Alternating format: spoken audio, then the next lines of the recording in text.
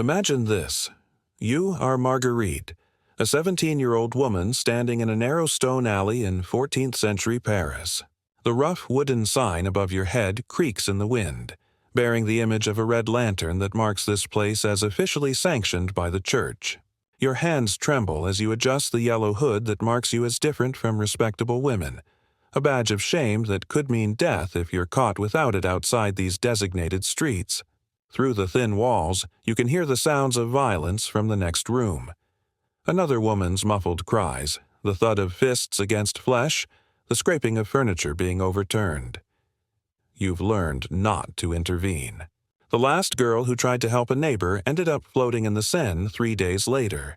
Tonight, a merchant from Flanders waits in your chamber, already drunk, already angry about something his wife said, already looking at you like you're not quite human. What you don't know is that this moment contains centuries of survival tactics that medieval women developed to navigate a world designed to destroy them. The strategies you're about to discover weren't just about enduring clients. They were about staying alive in a society that simultaneously legalized and despised your existence, that profited from your body while planning your destruction. Think medieval prostitution was just women desperately selling themselves in dark alleys? The reality was a sophisticated network of survival strategies that would make modern security experts impressed. These women developed elaborate systems of protection, communication, and mutual aid that kept them alive in a world where their murder carried no legal consequences. Before we dive deeper into these forgotten histories of survival and suffering, if you enjoy learning about the hidden truths of history, consider hitting that subscribe button. These buried voices deserve to be heard, and there are so many more stories waiting to be told. You're helping preserve these testimonies by staying connected to this journey through history's darkest corners. The medieval sex trade wasn't hidden in shadows. It operated in broad daylight under direct church and government control. In Winchester, England, the bishop owned 18 official brothels employing over 1,000 women. In Avignon, the papal complex included entertainment facilities that generated tax revenue for the Vatican. These weren't shameful secrets. They were legitimate businesses with official licenses, regulated prices, and weekly medical inspections. But legitimacy didn't mean safety. The women working in these establishments developed survival methods that revealed the constant danger of their profession. Every interaction with the client was potentially fatal, and the authorities who licensed their work offered no protection when things went wrong. The first survival strategy was the development of early warning systems that would impress modern security networks. Women working in the same establishments created elaborate codes to communicate danger. A red ribbon tied to a window meant a violent client was inside. Specific arrangements of clothing on washing lines indicated which rooms to avoid. Songs hummed in hallways carried information about dangerous men who'd entered the building. The most sophisticated warning system operated in the Bankside district of London, where the Winchester geese had developed hand signals that could transmit complex information across multiple buildings. A woman adjusting her yellow hood in a specific way warned others that armed men were approaching. Certain patterns of opening and closing shutters indicated whether clients were paying customers or men looking for free violence. These communication networks extended beyond individual brothels. Women developed territory-wide systems that tracked dangerous clients across entire cities. A merchant who'd killed a woman in one district would find his description passed along trade routes to warn workers in other towns. The informal intelligence network of medieval sex workers rivaled the communication systems of guilds and merchants. Physical protection required even more creativity. Medieval women couldn't carry obvious weapons, but they developed techniques that transformed everyday objects into tools of survival. Hairpins became stabbing implements when sharpened against stone. Belt buckles were modified with hidden edges. Perfume bottles contained not just scents but also mixtures that could blind attackers when thrown in their faces. The most common defensive tool was the bone needle, typically used for sewing but deadly when aimed at the right pressure points. Women taught each other precise anatomical targets. A needle inserted between specific ribs could puncture a lung. Pressure applied to certain neck points could cause unconsciousness. These weren't random acts of violence. They were carefully taught medical knowledge turned into survival tactics. Some women developed relationships with blacksmiths who would create specialized tools disguised as jewelry, bracelets with hidden spikes that could slash an attacker's face, rings with concealed blades that deployed when pressed, necklaces with weighted pendants that became effective striking weapons. The ingenuity was remarkable, turning decorative items into functional protection. Room security followed elaborate protocols that maximized escape routes while controlling client behavior. Experienced women always insisted on specific room arrangements. The bed positioned away from the door, never against walls that would trap them. Windows checked for functionality before agreeing to service. Hidden knives placed in multiple locations around the chamber, disguised as common household items. The positioning strategy extended to the service itself. Women learned techniques that kept them mobile and close to escape routes. Certain positions that popular culture assumes were about client pleasure were actually about maintaining defensive advantage. Control of lighting was crucial. Too dark and clients could conceal weapons. Too bright and they became aggressive about their appearance. The perfect illumination required candles placed strategically to reveal threats while creating shadows for concealment. Professional relationships with tavern keepers and innkeepers provided another layer of protection. These business partnerships weren't just about room rental. Innkeepers who depended on sex worker clientele developed early intervention protocols. They monitored the duration of encounters, investigated rooms that became too quiet, and maintained systems for disposing of bodies when violence occurred. The most successful brothel operators employed men whose job wasn't just to collect money but to respond to specific distress signals. A woman humming a particular tune meant she needed immediate assistance. Stamping feet in certain patterns indicated escalating danger. These male enforcers couldn't prevent all violence, but they could minimize the damage and ensure witness testimony that might deter the worst offenders. Medical knowledge became essential survival information. Women learned to recognize the early signs of diseases that could kill them or their clients. Syphilis symptoms, plague manifestations, and various skin conditions that indicated dangerous illnesses. This knowledge served dual purposes. Avoiding diseased clients protected their health, while identifying diseases early allowed them to seek treatment before symptoms became obvious to authorities. Self-treatment protocols were sophisticated considering medieval medical limitations. Women developed their own pharmacological knowledge, trading information about which herbs could prevent pregnancy, which substances could induce abortion, and which treatments could cure common sexually transmitted infections. They knew which combinations of mercury and herbs could treat syphilis without killing the patient, which plant-based douches could prevent infection, and which dietary changes could boost immunity. The most dangerous aspect of medieval sex work wasn't disease or violence from clients. It was pregnancy. A pregnant prostitute lost her earning capacity and faced potential death in childbirth without access to medical care. Women developed elaborate networks for sharing contraceptive knowledge that was essentially an underground medical system. These networks operated like modern pharmaceutical distribution chains. Certain women specialized in procuring rare herbs from traveling merchants. Others focused on preparing tinctures and pessaries according to traditional recipes. Some became experts in timing methods, teaching other women how to track their cycles and identify fertile periods to avoid. The most effective contraceptive methods required resources and connections that individual women couldn't maintain alone. Imported substances like silphium from North Africa, specialized sponges from Mediterranean traders, and properly prepared metallic compounds for douching solutions. Women pooled resources to afford these materials, sharing costs and distributing supplies according to need. Abortion networks were even more secretive and dangerous. Women who possessed the knowledge to terminate pregnancies risked execution for witchcraft, but the demand for their services was constant. These practitioners developed coded language for advertising their skills, operated through referral systems that protected both client and provider, and maintained multiple safe locations for performing procedures. The technical knowledge required was substantial, understanding which herbs could induce miscarriage at different stages of pregnancy, how to prepare instruments for surgical intervention, and what aftercare could prevent fatal infections. Women who mastered these skills became wealthy and powerful within their communities, but they also faced the constant threat of denunciation and execution. Economic survival required strategies that went beyond individual client transactions.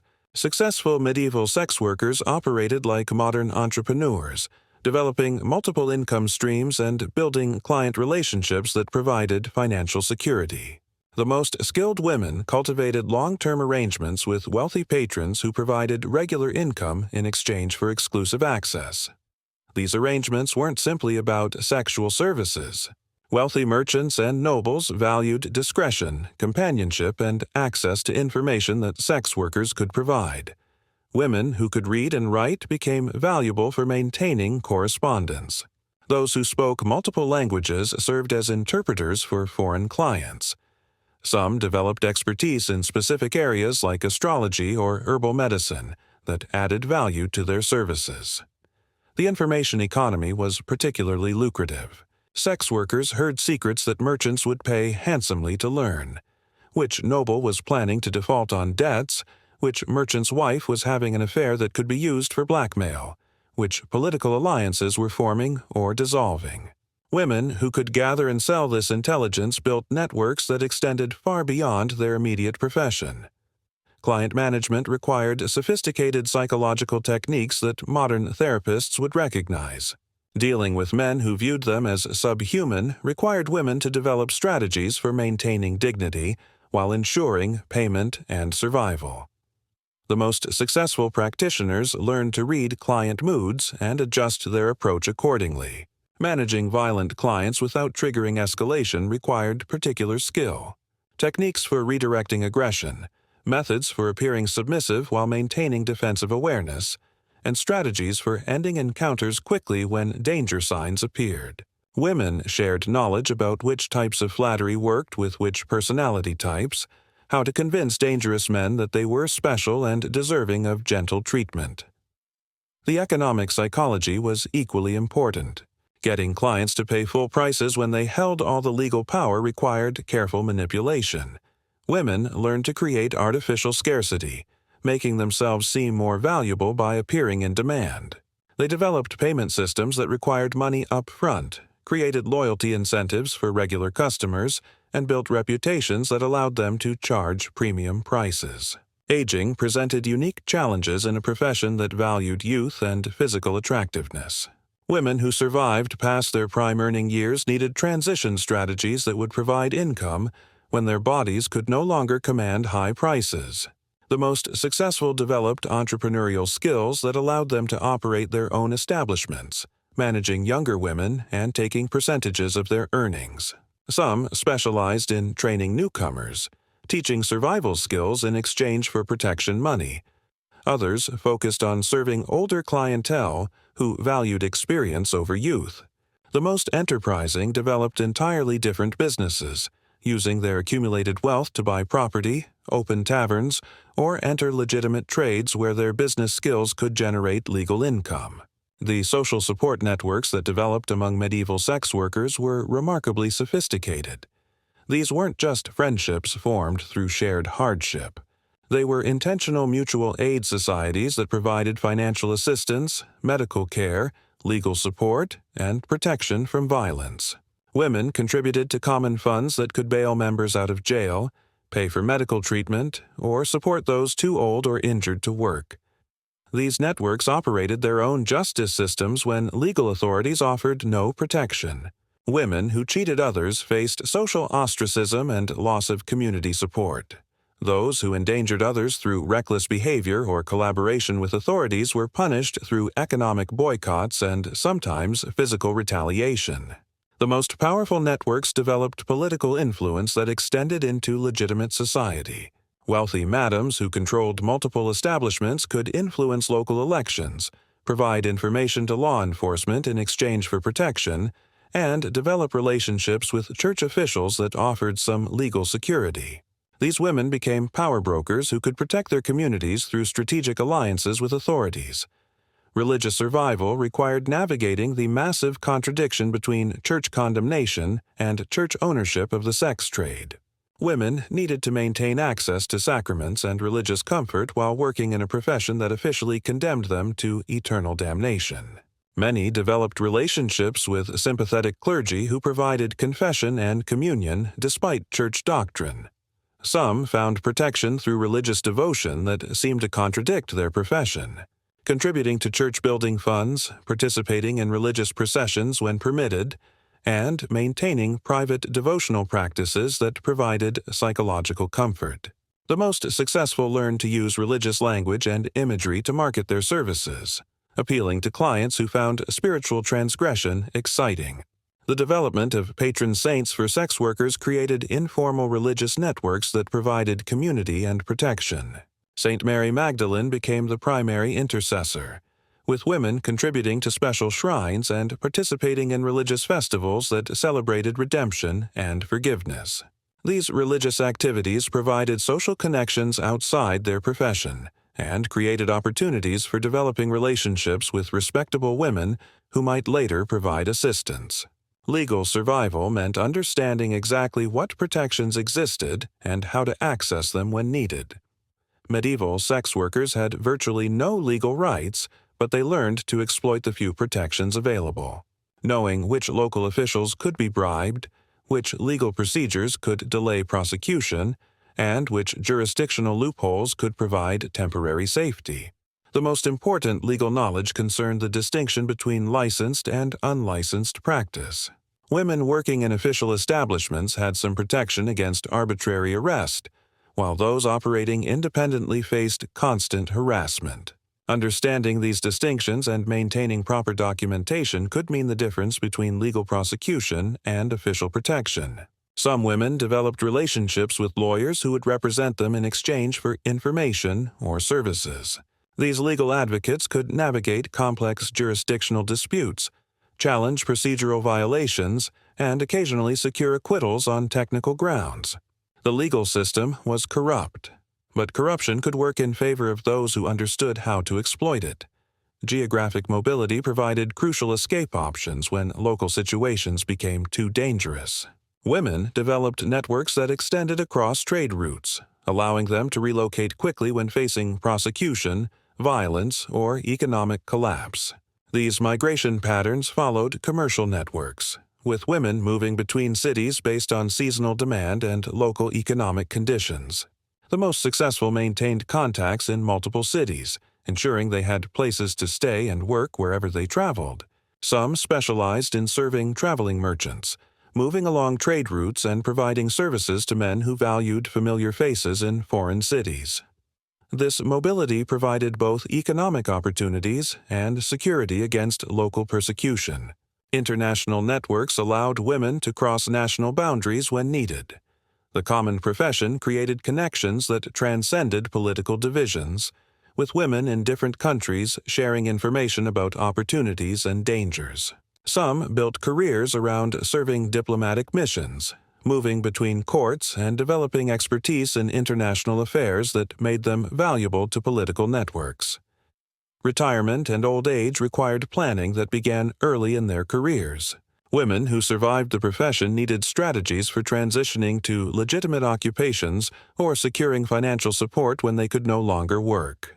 The most successful saved money systematically, invested in property or businesses, and developed skills that would provide income after their bodies could no longer command payment.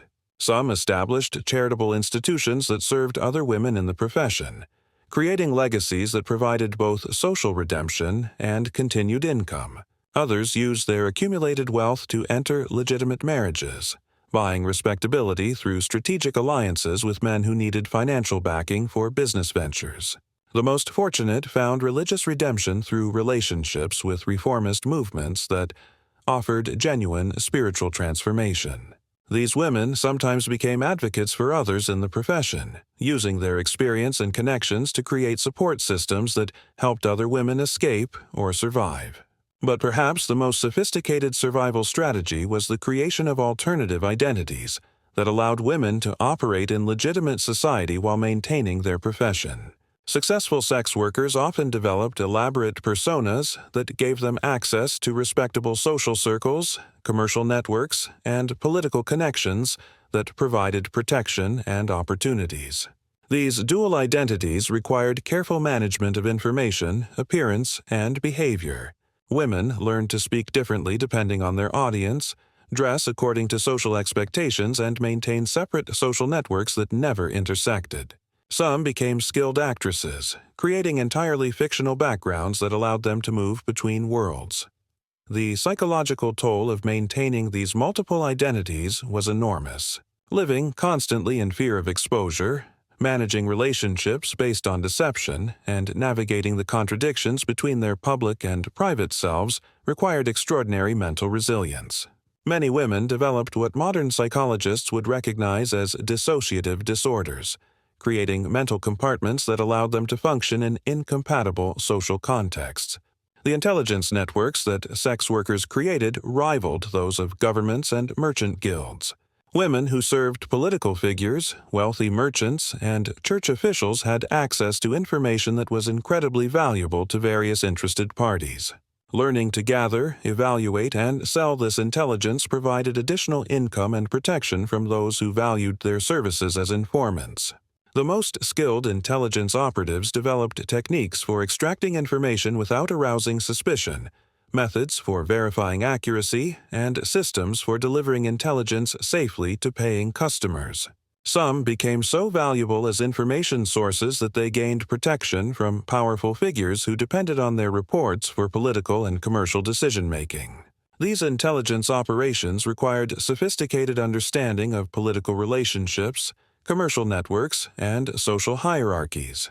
Women who mastered these skills could command high prices for their information and build relationships that provided long-term security and protection from legal persecution. Technological innovation within the profession focused primarily on improving safety and efficiency. Women developed better methods for screening clients, more effective defensive techniques, and improved medical treatments for professional hazards. Some innovations were remarkably creative, turning household items into specialized tools for their profession. Communication technology included coded systems for written messages, visual signals that could convey complex information across distances, and verbal codes that allowed women to share information about clients without revealing sensitive details to potential eavesdroppers. These systems were constantly evolving as authorities learned to interpret existing codes. Medical technology focused on contraception, abortion, and treatment of sexually transmitted diseases. Women who developed expertise in these areas could command premium prices for their knowledge and build additional income streams by treating other women in the profession. Some became renowned for their medical skills and attracted clients from legitimate society who valued their discretion and expertise. The economic impact of medieval sex work extended far beyond the individual transactions between women and clients. These businesses generated substantial tax revenue for church and government authorities, supported extensive networks of suppliers and service providers, and created economic opportunities for entire communities that developed around licensed districts. The multiplier effect was substantial. Every woman working in the profession required housing, food, clothing, medical care, and various services that supported legitimate businesses. The most successful establishments employed cooks, cleaners, guards, and administrative staff that provided income for dozens of people beyond the sex workers themselves. Some medieval cities depended heavily on revenue from the sex trade to fund public works, military operations, and religious institutions. The economic integration was so complete that attempts to eliminate the profession often failed because of the financial disruption it would cause to legitimate businesses and government budgets. Modern parallels to medieval survival strategies are striking and disturbing. Contemporary sex workers in dangerous legal environments still develop many of the same survival techniques that medieval women used. Early warning systems, client screening methods, defensive strategies, and mutual aid networks that provide protection when legal systems fail. The persistence of these survival strategies across centuries suggests that they address fundamental problems with how society regulates and controls sex work. When legal systems fail to provide protection, workers develop alternative systems that provide security and mutual support.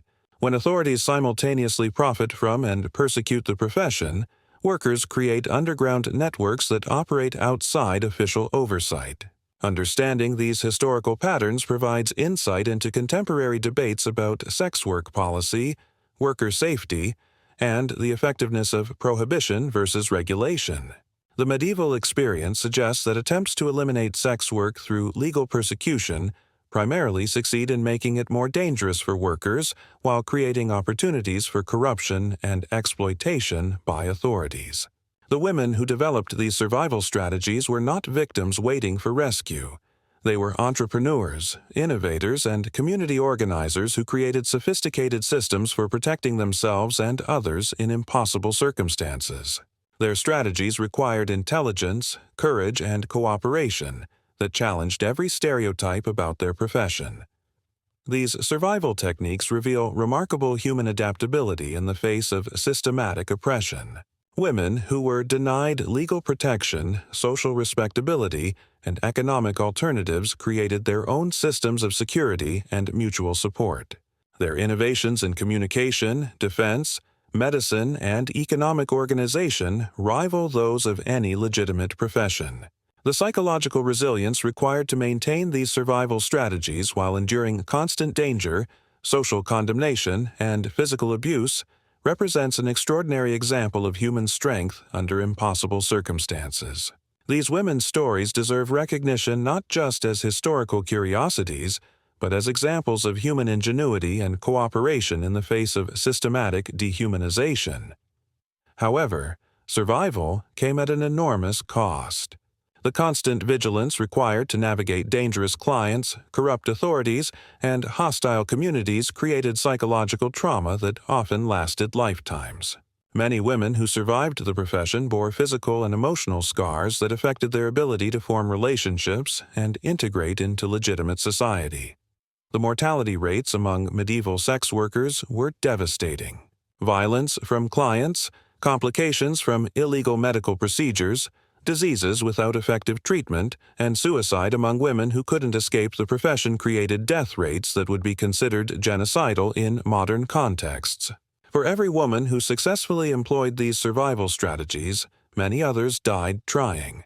The economic exploitation was equally brutal. Even successful sex workers who accumulated wealth and status remained vulnerable to arbitrary seizure of property, false accusations that could result in execution, and abandonment by clients and protectors when circumstances changed. Few women achieved genuine economic security, and those who did often lost everything through persecution or political changes. The social isolation that resulted from their profession was perhaps the cruelest aspect of medieval sex work. Women who developed elaborate survival strategies and accumulated wealth and connections still faced rejection from their families, exclusion from religious communities, and denial of social relationships that could provide emotional support. The survival strategies that kept them alive often required them to sacrifice human connections that made life meaningful. Yet, within these constraints, medieval sex workers created communities that provided genuine mutual support, friendship, and solidarity. The networks they built weren't just survival mechanisms. They were chosen families that provided emotional connections, shared celebrations, and collective resistance to oppression. Many women found in their professional communities the acceptance and support that legitimate society denied them.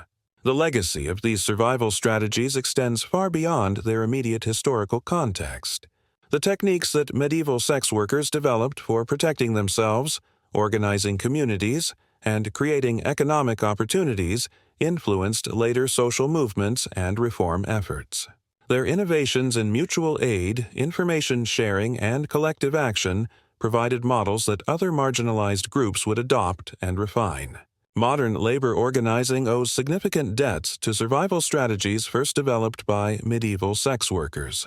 The techniques they created for building solidarity across competitive environments, providing mutual assistance during crises, and negotiating with hostile authorities became fundamental tactics for later workers' movements.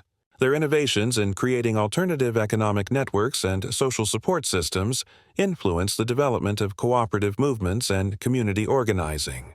The medical knowledge that sex workers accumulated and shared contributed to broader understanding of reproductive health, contraception, and sexually transmitted diseases.